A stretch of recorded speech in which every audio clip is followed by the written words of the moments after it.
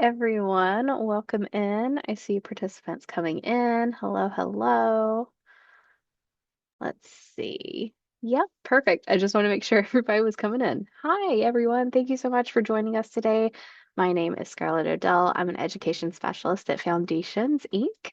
Welcome to our Beyond the Conference webinar series. Today we have Tasha Gardner, who is also a colleague of mine from Foundations, Inc. as well, and we'll be getting started shortly. But before we do, I want to give you a little bit of background information on Foundations.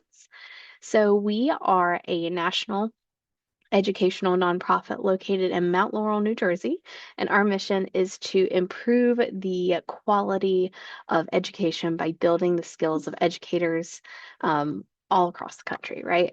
We work across the school day with after school programs, schools, districts, and states to create a brighter future for every child every day.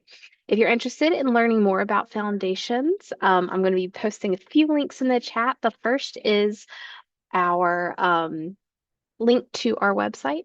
And then we would encourage you to follow us on all of our social medias, which you can find here. So be sure that you follow us on all those social medias. And you may already know us from our signature professional learning experience, the Beyond School Hours Conference that's held each February in 2027. We will be in New Orleans for our 30th anniversary, and we hope that you will join us. And I am pushing or pasting our link for our Beyond School Hours website there, so you can access all of that. Just so you know, this webinar will be archived on our website and YouTube, so you'll be able to access it later. And now I'm going to pass it over to today's facilitator, Tasha. Hi, thank you, Scarlett. Good afternoon, everyone. So today's presentation is Bridging the Divide, Communication and Collaboration Across the Generations. So we'll be navigating the unique characteristics of the various generations, focusing more on Generation Z because they are the youngest in the current workforce. But we'll review the characteristics of all the generations that are currently in the workforce, and then we'll discuss how to use the 7 C's of communication to foster stronger intergenerational communication. And my name is Tasha Gardner. I am an education specialist at Foundations. I've been at Foundations this is my third year. Prior to that, I spent over 15 years in higher education. So working with college students, students who were first generation college students, also students from underserved backgrounds, and providing academic support to them in their studies. So before we get started, just a quick little check-in. Interested to see who we have on the call today. So on the screen, you'll see the 4 different generations that we'll really be focused on in today's presentation: baby boomers, Gen X, millennials, and Gen Z. And then we have preferred communication method, which the smiley face is in person, face-to-face. The computer screen is text or email. The phone is phone call. The question mark could be if there's any other preference. So in the chat, just go ahead and say which generation you are, and then what is your preferred method of communication. So for me, I am the baby of the Gen Xers, although a lot of people will try to, because I'm at that cusp, will try to say millennials. I have an older brother, so I feel like I'm a little bit more of a Gen X because of him.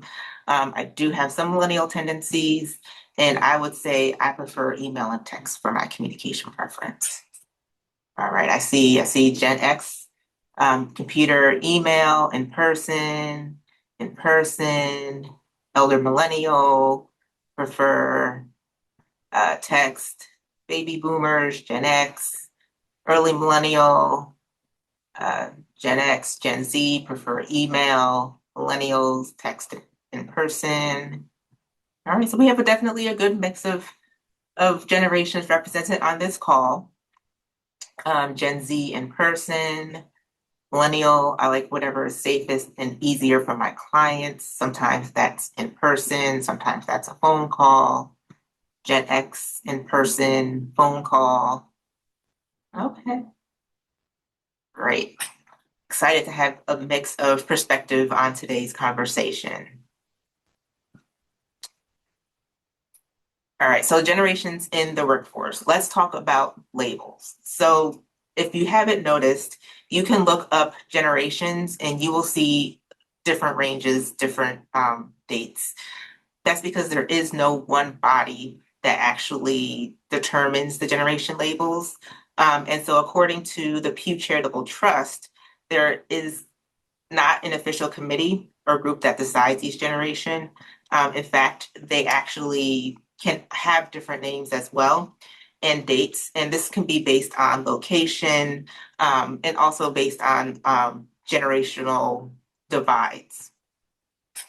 And although these generational labels are established through somewhat of a haphazard process, growing up in different eras can affect how we communicate with each other.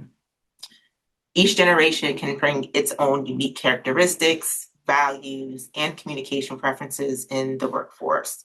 And we want to give an honorable mention to Gen Alpha, which is the youngest generation, potentially in the workforce. So, for example, in Philadelphia, I support a youth workforce development program that supports youth 12 to 24. So, the Gen Alpha is starting to make their way into the workforce. And if you haven't heard, there is a new generation now called Gen Beta. But as Gen Alpha and Gen Beta really begin to age, their names may change. So they might actually get a new name, but it's still early. Time will tell. So first, let's spend some time talking about baby boomers. So these are those that are individuals born between 1946 and 1964, generally speaking. They are known for being optimistic, competitive, team-oriented, and they have a strong work ethic. They value company loyalty, teamwork, and duty. Their preferred methods of communication include phone calls and face-to-face, although they did not grow up with technology as the younger generations have. They have a tendency to be a little bit more tech savvy than sometimes we give them credit for, especially with the coming of social media. You do see a lot of baby boomers on social media, and so they are a little bit more tech savvy. Next, we have Generation X, which are key characteristics. They're known to be independent, flexible, skeptical about things, but also very resourceful. This generation values work-life balance, values diversity, and values more informal ways of communicating. And while they value more informal ways of communicating, the preference is more towards email and phone calls. Next, we have the millennials, which are those born between 1981 and 1996. They are a little bit more tech savvy as technology came about as they were becoming of age. They tend to be more team oriented as well. They value feedback and also value continuous learning. Similar to Gen X, they value a work-life balance, they value flexibility, and also social responsibilities.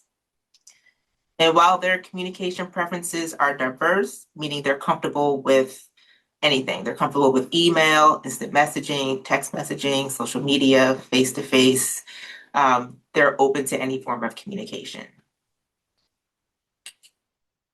And next, we'll talk about Gen Z quickly, born between 1997 and 2012.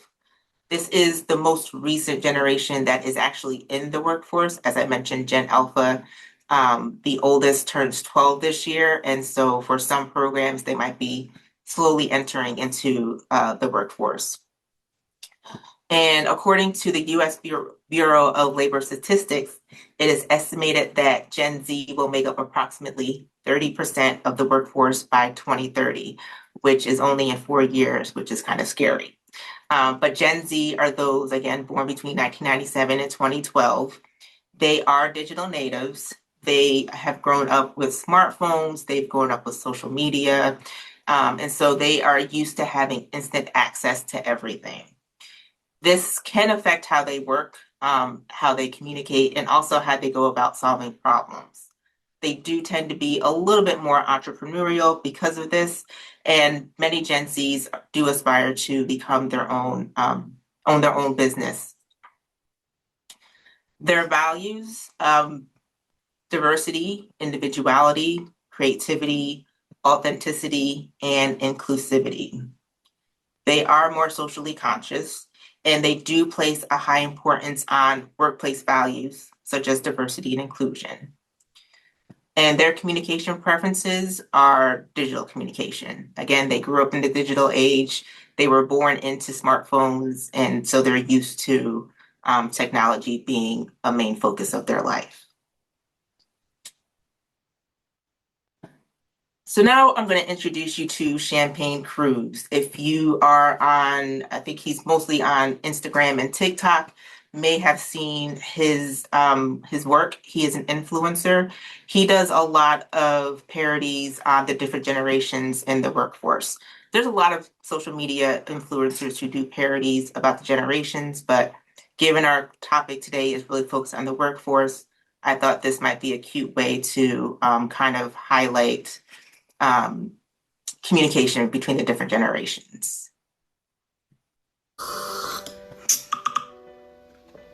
Hey. What else? Tell me what you want from me. Hey. I'm ignoring that. I'm not responding to that. Hey. Oh, I know what he wants. Hey, I will send over the report in just a bit. Just signing on. Just tell me what you want. All right, Monday morning. Start a message here. All right. Hey. Send. It irks me so much. That's my biggest pet peeve. Like, you do this every freaking Monday. What do you want from me? Let's not beat around the bush. Just tell people what you want. And they're not replying. All right, let me follow up again. Write another message. Yeah, another message. Oh, he's typing. He's typing. He's typing. He stopped? So, do you think that this is an accurate depiction of the different generations, especially getting the hey, simple hey message on a Teams chat? Absolutely, yes. Definitely me as a millennial, 100%. Yeah.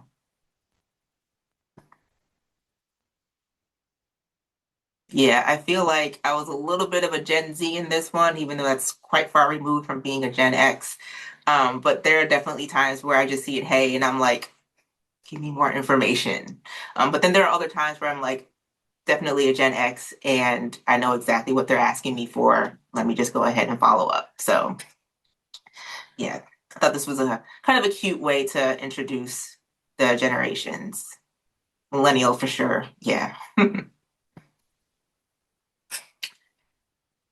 So thinking about just the brief introduction that we talked about with the different generations, how have you had to adjust your communication style when interacting with other generations?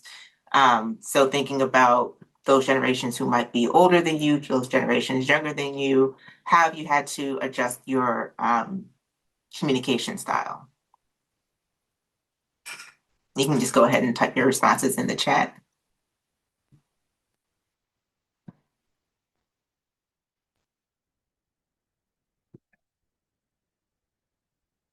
I think for me, one thing that I've definitely have started doing more is um, trying to make my messages more condensed and doing bullet points. So it's easier to see the key points and for everyone to say, do I need to read this whole thing or am I getting enough just from that first intro sentence of the bullets? Not using punctuation in text. Yeah, that's definitely a method of adjusting your communication style.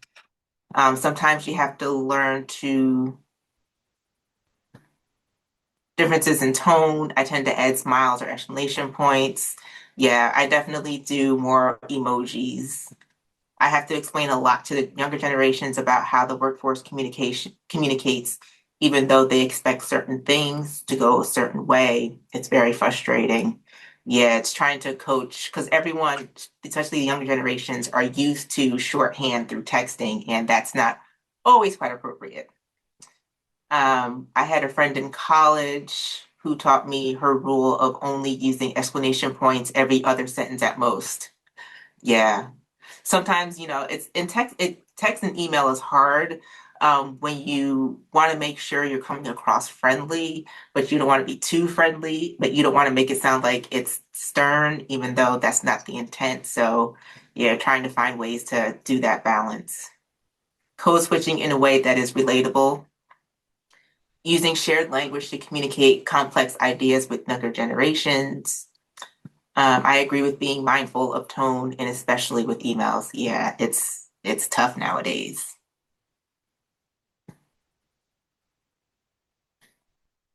All right, so again, today's focus is really on Generation Z, which is the youngest generation in the workforce.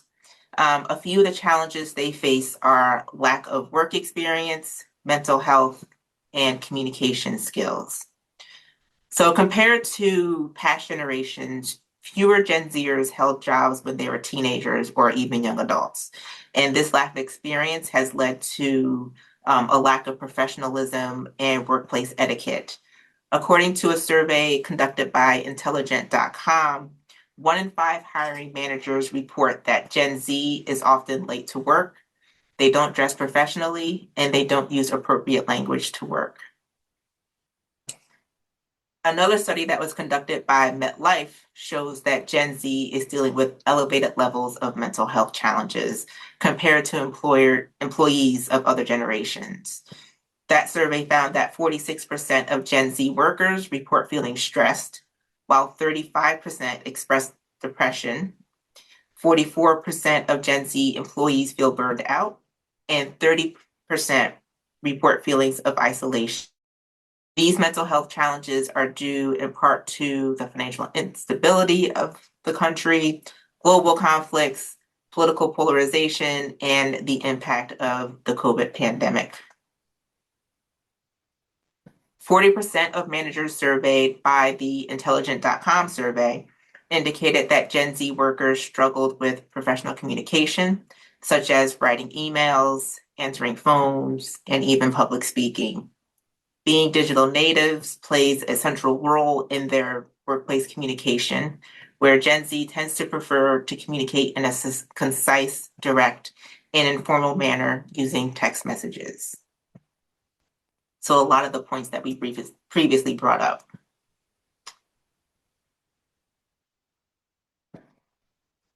So are the challenges you have experienced with or as a Gen Z similar to the 3 that we discussed? In the chat box, share any challenges you have faced in the workplace related to lack of work experience, mental health, and communication skills.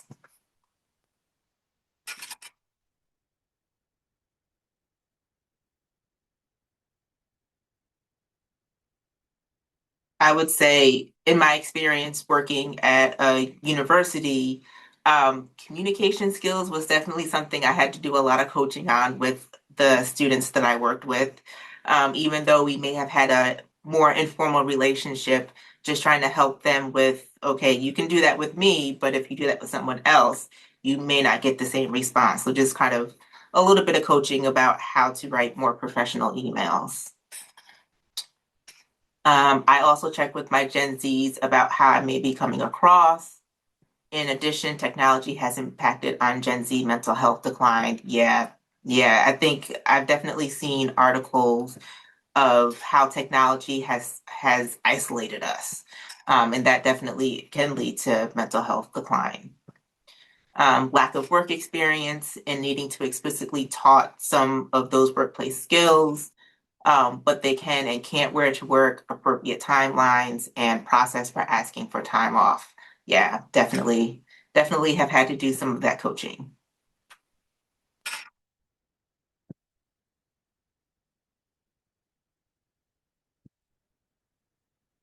All right, so you may be familiar with the 7 C's of effective communication.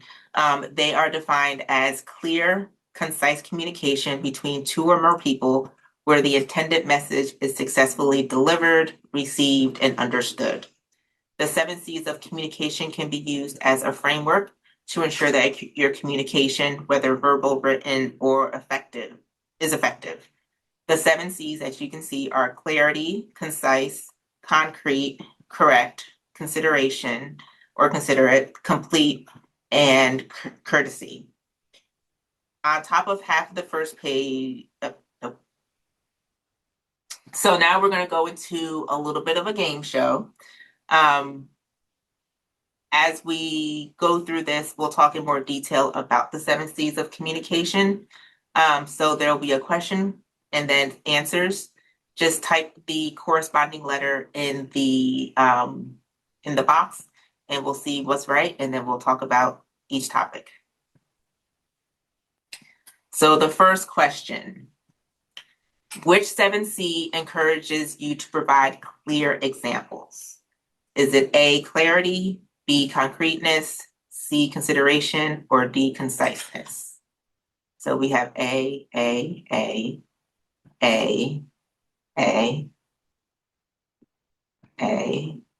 All right, seems like everyone's saying A. Is it A? It is not A. D. All right, is it D? It is not D. C. All right. It is not C. So that means it's B. So to ensure concreteness, make sure to provide facts and examples, be engaging, authentic, and showcase confidence. So basically, you want to be precise, avoid generalizations if possible, provide clear examples, make sure that your message is vivid and relatable, and be exact with your facts, dates, and figures. Because even though we know that the internet is wrong, that is usually the first place people go just to double check information. All right, next question. Which 7C ensures recipients have all the necessary information to complete a task?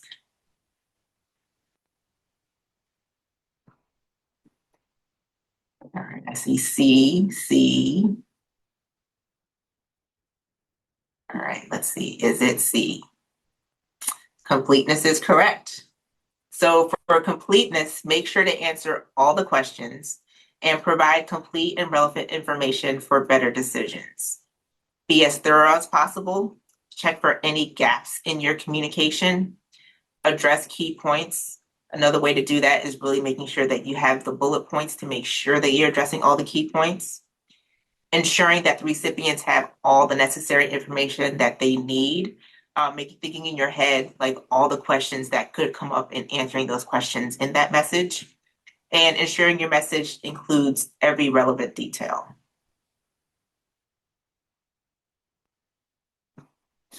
All right, which 7C recognizes and thanks others for their support?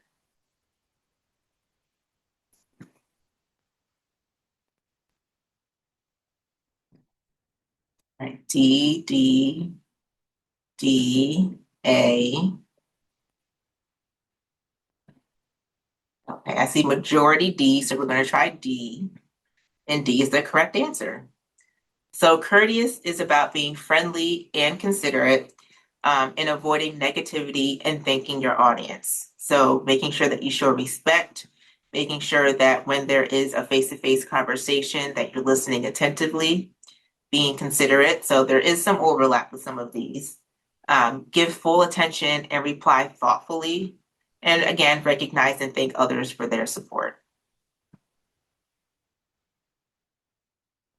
And there's definitely some overlap with some of these. As we have noted, there are multiple answers that could potentially be right for these questions, but we'll continue on now. So the next question, which 7C helps define the purpose of a task? Is it clarity, B, correctness, C, completeness, D, conciseness. All right, I see A's. A. All right, let's see. Is it A? It is A for clarity. Clarity encourages you to plan your message clearly, making sure to focus on one idea at a time and using active voice. So being as specific as possible, define your purpose, making that known up front, organizing your information in a way that makes sense and that's easy to follow. Use simple language and avoid jargon as much as possible, and confirm that your message is easily understood.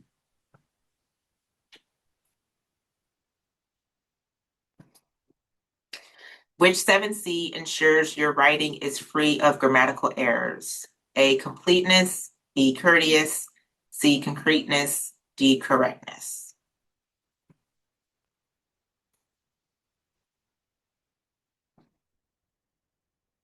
I see D, correctness. And that is correct. For correctness, make sure to check facts, be precise, and get someone else to review. Maybe it's an expert or someone who is very knowledgeable in the area. And use writing tools. There are a ton of writing tools now. Use what is available. Again, some of the key aspects for this is to be accurate, proofread carefully, fact-checked information, follow standards, policies, or formats, and ensure your writing is free of grammatical errors. Which 7C focuses on others' concerns? You have A, courteous, B, consideration, C, clarity, D, correctness.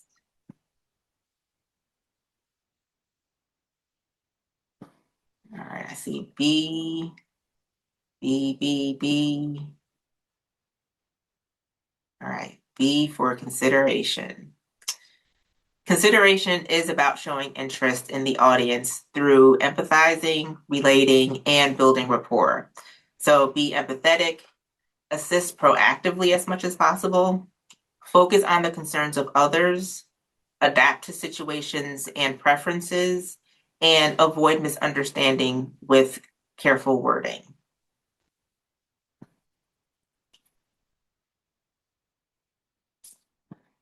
Which 7C encourages the use of simple language? Is it A, conciseness, B, clarity, C, courteous? Oh, that's a typo. There's two clarities.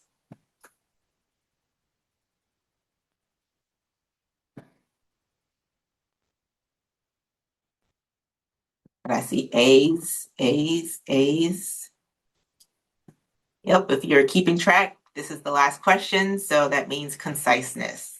Conciseness is using short sentences and limited words, getting to the point without being repetitive. Someone needed to check this quiz for correctness. Yes. Be direct in your language. Focus on key points only while using simple language and cutting down on extraneous content. Remove any competitive or redundant phrases. A couple strategies to help with communicating with Gen Z. Again, using digital tools as much as possible and as much as you're comfortable with, especially if you're an older generation, finding ways to make that compromise. So adopt collaborative platforms, using tools like Microsoft Teams or Slack for real-time communications and discussions, finding tools for project management, and reducing reliance on emails. Incorporate multimedia when possible, use infographics. Even as a Gen X, I do like visuals that go along with text, video updates if that is relevant for your style. And these can all help with distilling complex information into digestible formats. And using interactive features, using polls or emoji reactions, doing little quizzes like we just did to make meetings more engaging and more interactive. Next, we have prioritize authenticity and transparency. So share challenges openly. Discuss not only successes, but also any obstacles your team might be facing. This builds trust and shows that it's okay to be vulnerable. Explain the why. Again, that clarity, being open when assigning tasks, clearly communicating how these tasks will align with the organization's goals. Gen Z tends to feel more connected when they understand the larger mission. And foster open dialogue. Create safe spaces for your team members to express their ideas and concerns and reinforce that their voices matter.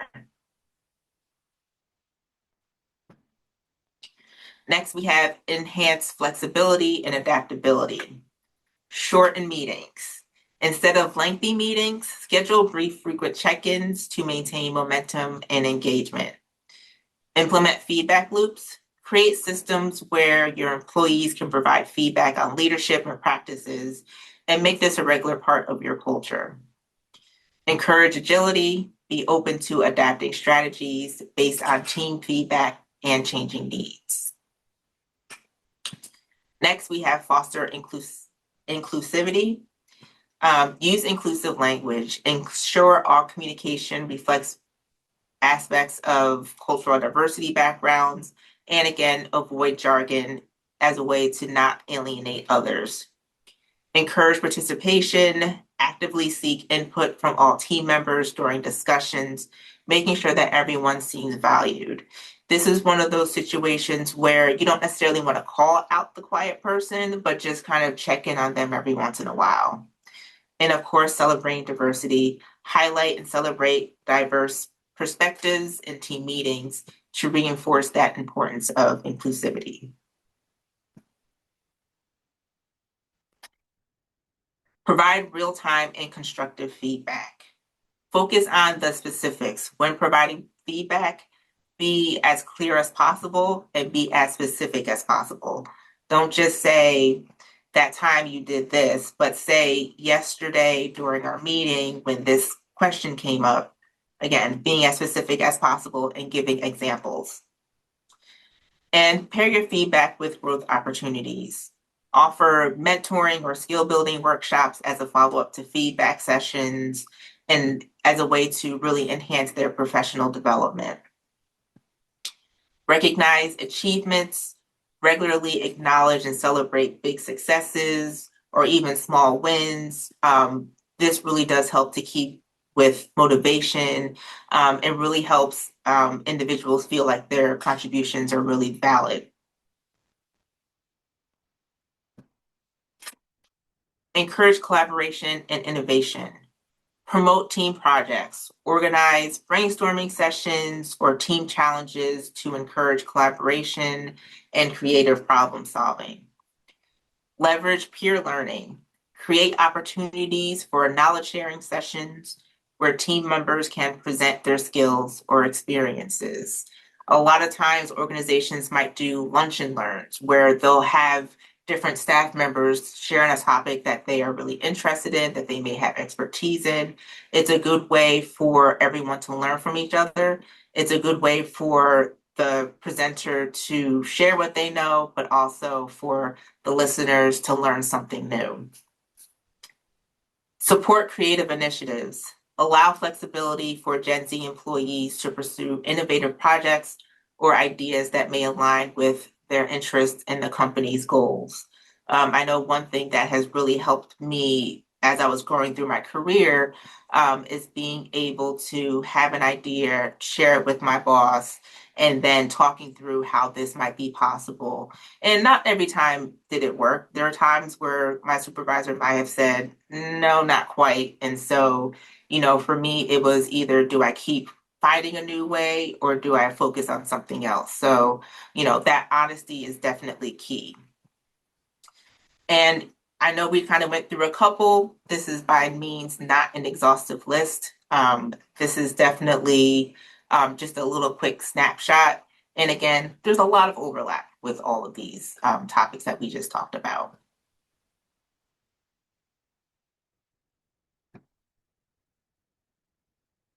So We've discussed the 7 C's of communication. We've talked about the effective communication strategies for Gen Z. But now let's talk about how they might overlap. And again, this is only a very quick snippet. There are many more ways that all of this can overlap. So first, we have digital tools as a strategy. And this could align more with the clear and concise 7 C's principles. So some tips for putting this main point is putting the main point in the first sentence. No one really likes to read, and if their attention is not grabbed in that first sentence or two, you may lose them.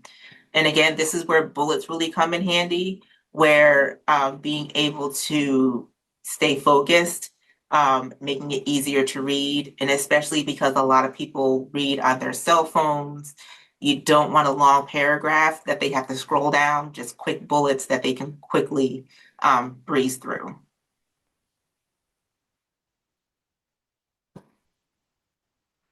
The strategy to prioritize authenticity and transparency could best overlap with concreteness and courteous.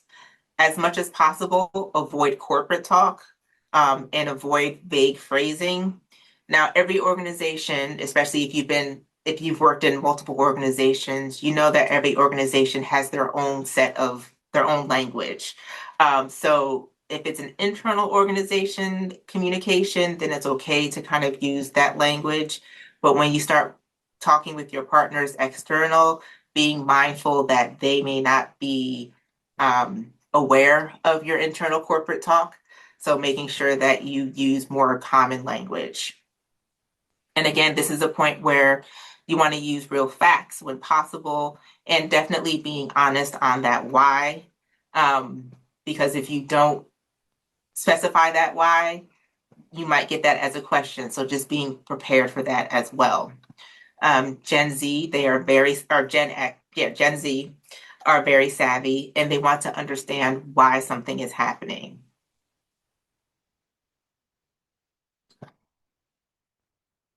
All right. Embrace flexibility and adaptability, which can overlap best with completeness and clarity. So ensure instructions are easy to follow and logical if plans happen to change. As we know, plans do change. Not everything goes according to plan as well as you might plan it and map it out to be, but just being open and honest when that does change, and providing details up front to allow for independent work. So everyone works at their own pace, but making sure that everything is laid out so that if there is that opportunity to kind of do some alone work, that you have that flexibility.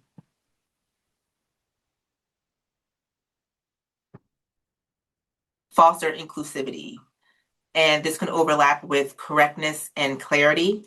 And this looks like ensuring materials are proofread, which, yes, realizing that there was a little typo in this slide deck, and that you ensure your writing is free of grammatical errors. Everyone makes mistakes, but being, especially when it comes to more factual details, making sure that the facts are checked, and that if there's any standards or policies and formats that are specific, that those are followed.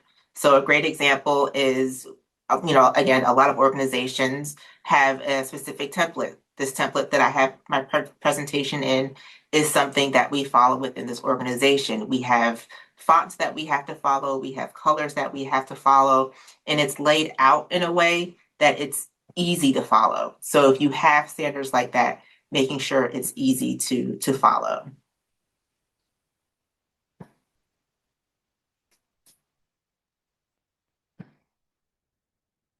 Next, we have feedback, which is conciseness and correctness with real-time and constructive feedback. It looks like giving that feedback in real time, as mentioned earlier, not necessarily right at that moment. Like if you're in a meeting, you don't want to necessarily take time out of that meeting, but soon after that meeting, following up in real time as possible. But also being able to give short and specific tips immediately after a task. So, and also saying that good job, that summary was very clear and used great data as an example, is a good way of providing that feedback. Again, being as specific as possible, as many details as possible, but also in an appropriate timing.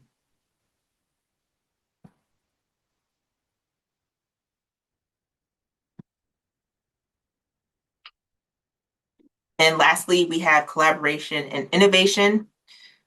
So encourage collaboration and innovation with clear and complete communication by being clear about what that final goal is, making sure that you provide full information needed to solve a problem. Keeping in mind that innovation happens when there are boundaries and teams are allowed to work together on a solution.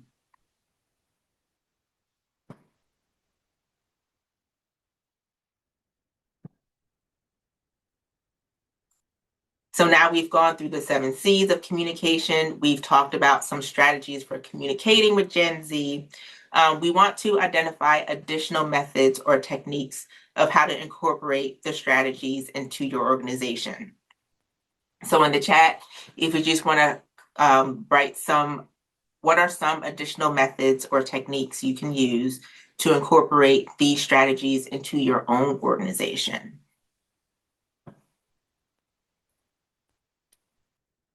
I offer the font CC options or bilingual offering as bullet points for a one-pager when possible. Yeah, being as concise as possible, being mindful of your audience and common languages spoken, I think is definitely another way to ensure that there is clear communication.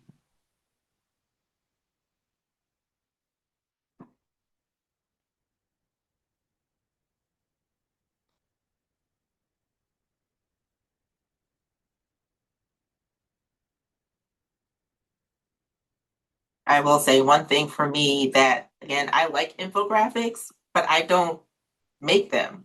So maybe now, even though my supervisor's on here, maybe now I'll make a little bit more of an effort to kind of find ways to incorporate more infographics because they are an easy way to communicate.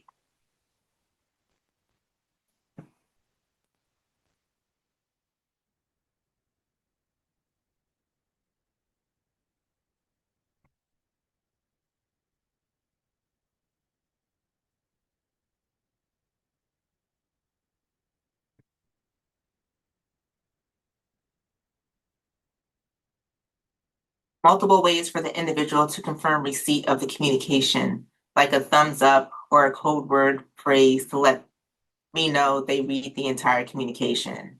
Yeah, I think Outlook, I feel like within the last couple of years, you can actually do like a thumbs up or like a heart to messages because sometimes it is a little annoying to, for someone to send a message and I feel like I have to say thank you or acknowledge it. And sometimes it's like sending that email just feels weird. But yeah, it is nice to be able to have that option in at least an Outlook where you can react to an email instead of having to send a whole message.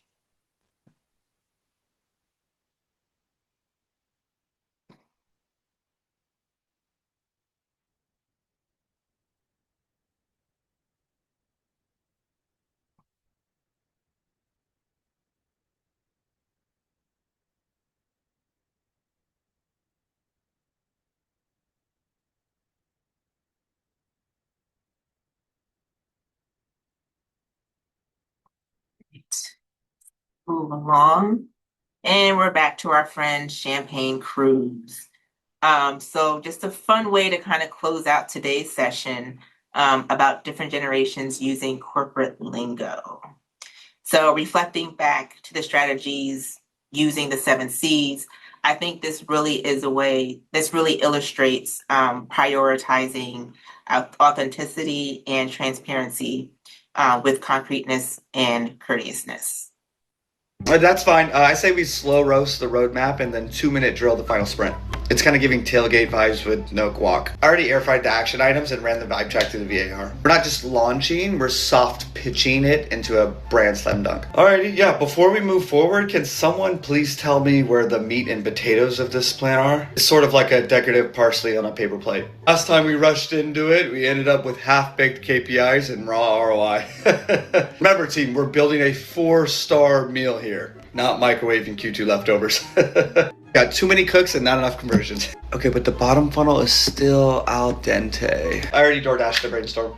We're kind of over garnishing the deliverables without cooking the actual vision. We're in the red zone, folks. I need all hands on deck. This is a full court buffet press. I already drafted the deliverables fantasy team. Projects RB1 is locked. Worst case is we pivot to brunch energy and reframe it as limited drop. Let's not turn this into another buffet of burnout. Still unclear of the peanut butter and jelly of the project. All right, so I'm just a little confused, but I thought it was funny. Definitely a parody of how we use weird jargon in everyday life that probably should not be there. Yeah, so again, his videos, this was actually pulled from YouTube, but Champagne Cruise, I know he's very big on Instagram and TikTok, but you can also find this on YouTube as well.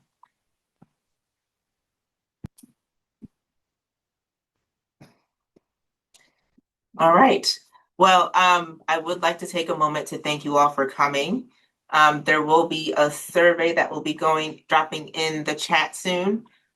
We do have a couple minutes, so if you have any questions, definitely feel free to drop that in the chat.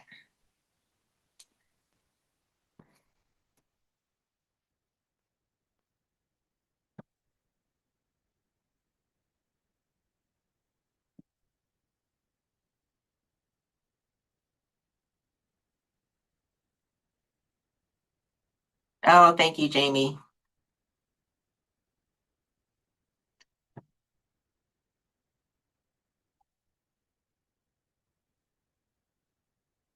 Yes, there will be a certificate of attendance that will be sent within a week to all those attended and completed the survey. So the survey link just dropped. So to receive the certificate, just make sure you complete that survey.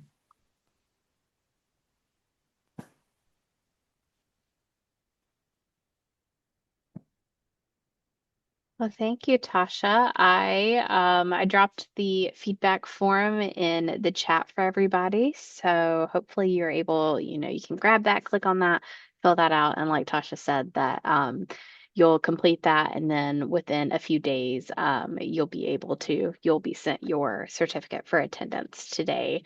So I just want to take a moment to thank Tasha for being here and all of you for coming. Like Tasha said, if you have any questions, go ahead and drop them in the chat. We'll hang around for a few minutes to answer anything. Please take a moment to grab that survey link, complete that brief survey. And we really do value your feedback. Our aim is really to meet your needs. So please keep that in mind as you're completing that. A certificate of attendance will be sent within a week to all those who attended live and completed the survey. And we hope that you will join us for our next session, which will be on May 14th from 3 p.m. to 4 p.m., titled Better Basics, one of our Better Basics series, Silos to Synergy. So we're really excited for that, and we hope to see you all there. Thank you, everyone, again for attending today, and we hope that you have a wonderful day.